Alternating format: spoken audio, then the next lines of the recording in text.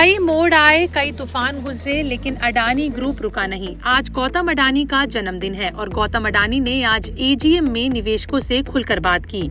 उन्होंने सबसे पहले मिडिल ईस्ट तनाव पर ध्यान आकर्षित किया, खासकर हाइफा पोर्ट निवेश पर, जिस पर उन्होंने इजराइल के गेटॉड ग्रुप के साथ 70% हिस्सेदारी होने की बात बताई।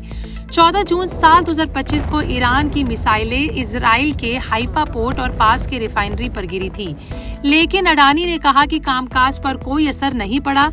उनकी टीम ने रिकॉर्ड किया कि पोर्ट ऑपरेशंस सुरक्षित हैं और ग्रुप की लॉजिस्टिक और पावर ऑपरेशंस लगातार मजबूत बन रही हैं।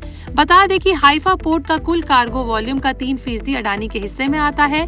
फिर उन्होंने यूएस आरोपों को, खासकर कि एफसीपीए, यूएस डिपार्टमेंट ऑफ स्टेट और एफसीसी द्वारा लगाए गए थे, उनका भी जवाब दिया। अडानी ने जोर देकर कहा कि उनमें से किसी पर भी आरोप नहीं लगे और पूरे ग्रुप ने पूरी जांच प्रक्रिया में सहयोग भी किया। उन्होंने ये भी कंफर्म किया कि कोई भी व्यक्ति एनपीसीए उल्लंघन या फिर न्याय अवरोध में दोषी नहीं पाया गया।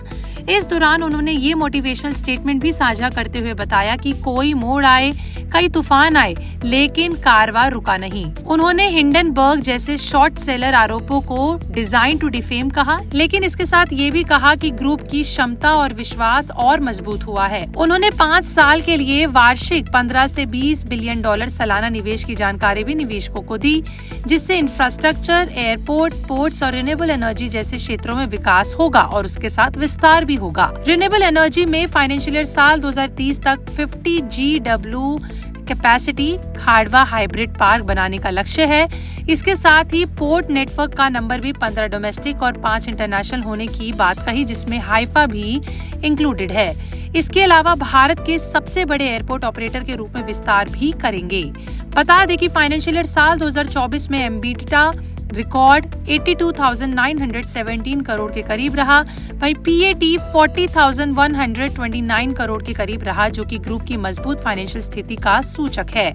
अंत में अपने जन्मदिन पर उन्होंने निवेशकों को भरोसा दिया और कहा कि भारत सबसे तेजी से आगे बढ़ रहा है और वहीं हमें वैश्विक मानकों के रूप में काम करना जरूरी है। ये उनका जन्मदिन संदेश था कि चुनौतियों से हारना नहीं, बल्कि उनसे सीखकर आगे बढ़ना है। आपका इस पर क्या कहना है, कमेंट में लिखकर जरूर बताइएगा। वीडियो अच्छी लगी हो तो लाइक शेयर करना बिल्कुल ना भूलें।